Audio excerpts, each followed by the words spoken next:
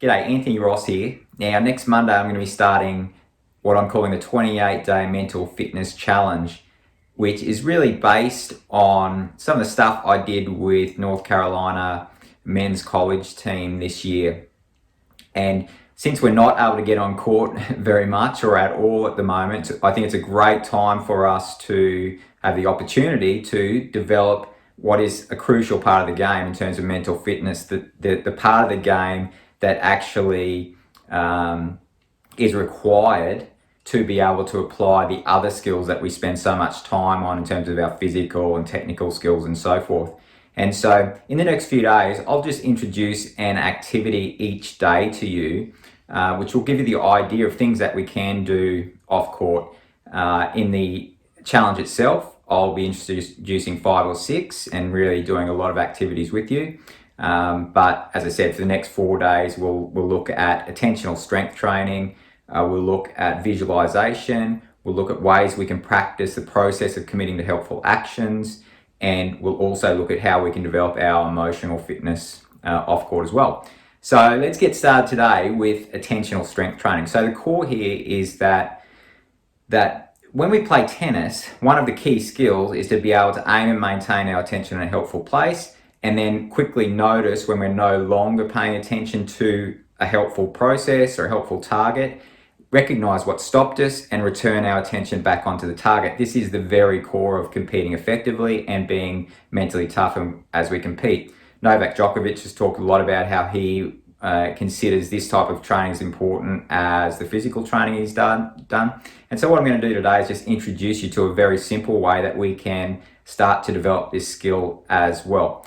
And so we can do it when we're doing stretching. So if you're doing stretching throughout the day, this is a great way to do it, or you can add this to your daily program. So let's do it now. So basically, what we're doing here is we're just choosing a stretch. So go ahead, choose a stretch, and then all we want to do here is we make our target of attention to the focus of the physical sensations of the stretch.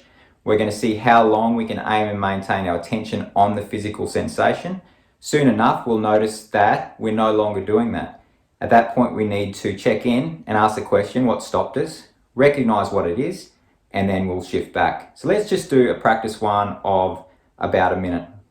Go ahead. I'm going to do it as well.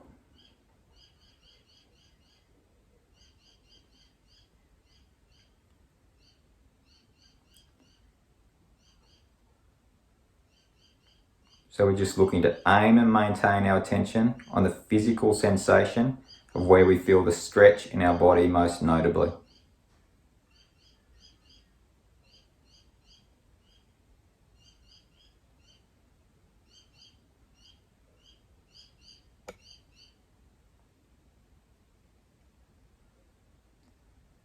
Soon enough, you'll notice that your attention is no longer focused on the physical sensation of your stretch.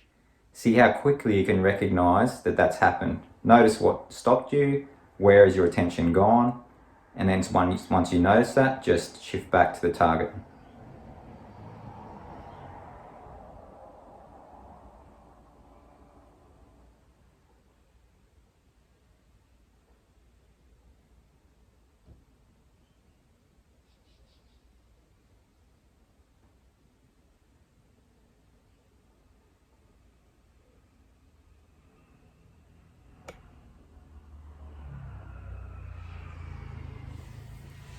Okay, so we'll stop there. And if we reflect on how much time we're able to aim and maintain our attention, usually doing these activities gives us a quick indication of how hard it is to keep our attention on anything for very long. And it really is like fitness training in terms of being able to aim and maintain our attention. But as I said, just as important as the aim and maintain skill is the recognize and return.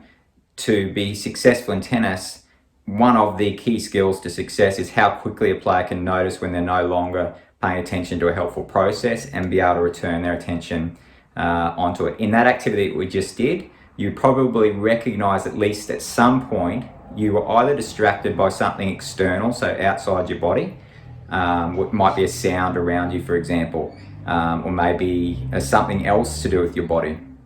And the other example is that we get caught up or distracted by our own thoughts. And so we might start, our mind might drift onto other stuff like what we've done earlier, what we've got to do later today, what we're worried about, or whatever. When that happens, we're no longer paying attention to the stretch, but also our mind will comment on the activity itself. So in this example, you might have had your mind commenting on something like, oh, this is weird. This is a weird thing to do. Or I'm not very good at this. If you notice your attention wandering quite a few times, your mind probably would have commented on that, and then we tend to get caught up in those thoughts. So whether it be an external distraction or our own thinking, we need to recognize quickly and bring our attention back. So this is the way we can practice attention strength training off court. It can be called mindfulness as well, and it really is the core to being a successful tennis player. It's incredibly important. It's crazy that we don't spend more time doing this stuff. And as I said, now's a pretty good time to start practicing since we aren't going to be on court as much. So hope you find this helpful, and I'll be back tomorrow. I'm going to do visualization tomorrow, introduce you guys to visualization. See you then.